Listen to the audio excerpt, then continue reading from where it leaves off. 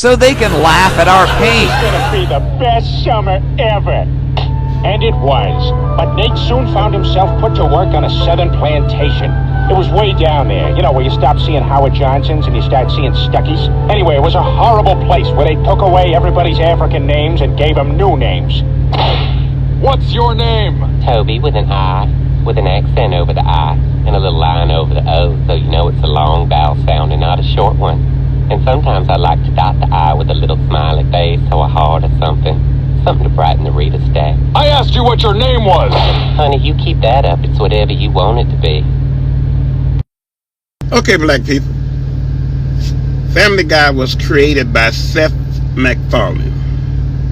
Now, they're able to take a scene from the movie Roots and make a joke out of it. Then even feminize Toby. None of us outraged. We sit there and we laugh. You know why? Because black people don't stay in their feelings. I guess. I don't know where the outrage was. I don't know where Al Sharpton was. I don't know where Shaquille O'Neal was. I don't know where Stephen A. Smith was. See, I never watched Family Guy. And I'm sitting here researching the scene where Kunta Kinte was whooped in submission to say his name Toby, and then this pops up. I've never watched Family Guy. I wasn't into it. No. But you mean to tell me this aired on Fox and nobody outraged? Nobody outraged. But Kyrie put a picture up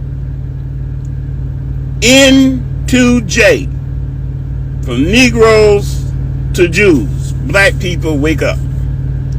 And we're going through all this hell.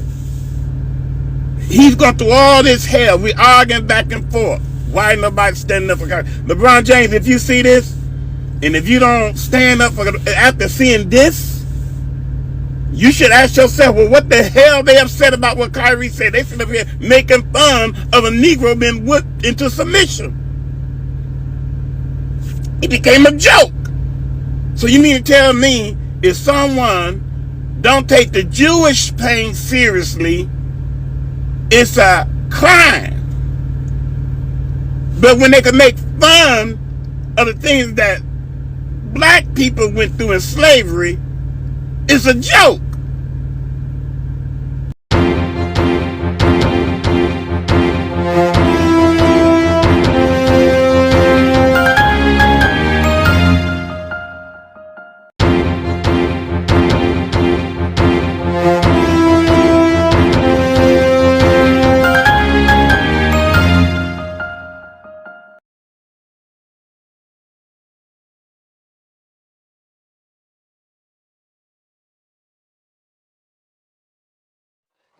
Your name is Toby.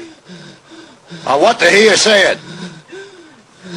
Your name is Toby. Your name is Toby.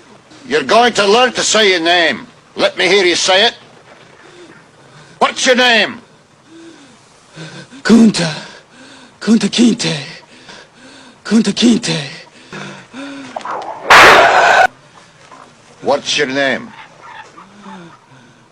Toby. This is gonna be the best summer ever. And it was. But Nate soon found himself put to work on a southern plantation. It was way down there, you know, where you stop seeing Howard Johnsons and you start seeing Stuckies. Anyway, it was a horrible place where they took away everybody's African names and gave them new names. What's your name? Toby with an I, with an accent over the I, and a little line over the O, so you know it's a long vowel sound and not a short one. And sometimes I like to dot the I with a little smiley face or a heart or something. Something to brighten the reader's day. I asked you what your name was. Honey, you keep that up. It's whatever you want it to be. Like pretty much exposed in less than a minute. Like to even believe that, you know, humans, Africans, were able to survive a 2-month voyage on a ship stacked like sardines, shitting and pissing on top of each other, you know? Do you understand that if you pee, and it's like a whole bunch of pee, and a whole bunch of pee in one area dries, and it's in the air, the fumes, it turns into ammonia, and ammonia is like, it's a very deadly, and you know, when you poop, a lot of poop in one area, and all the gases will release in it. You know, it's methane gas. You know, that's deadly. You know, in those conditions right there, like 1-2 weeks of just other humans just pissing and shitting on top of you. Okay, yeah, you'll stop probably shitting after like the second or no, probably third day of not eating, but that shit is dried. It's still in the caverns. So just imagine, you know, you're laying on a board, you know, you're chained up to your tribal members. You're chained up. You got a row that's on top of you, and they're chained up. You got a row below you, and you all released all of your waste. Okay, you released all of your waste within the your first 3-4 days. Okay, and you know the poop has dried on the wooden planks, the boards. It's all in the cracks.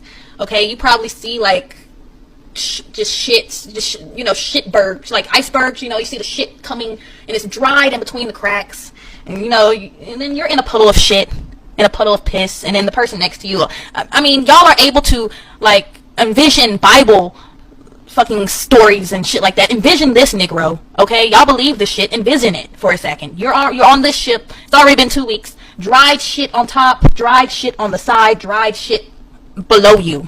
Because come on. They wasn't letting you guys up to shit in the corner.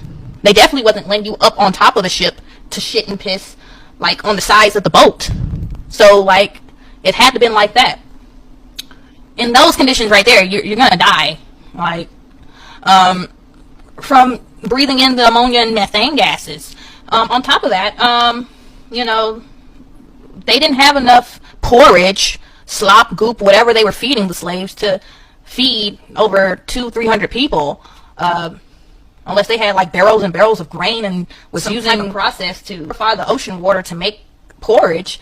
Like, what was the slaves eating through the whole 2-month voyage? What were they eating? What were they drinking? And then we're taught that, oh, if an African, one of your tribal members, they die and they're on the same row as you, and you're chained up next to the dead carcass, the dead tribal member, you're chained next to them, they wouldn't even, supposedly the slave driver, a slave master, whatever, they were too lazy to take the one dead African off the chain. So instead they would take the whole row, march them on up on, and you know, make them jump ship, walk the plank, whatever. So that's a whole bunch of cargo just being dumped into the ocean. So it's, you know, I say a good 80% of the slaves, or even 90, did not make it. Like, if you think about the shit they're telling us.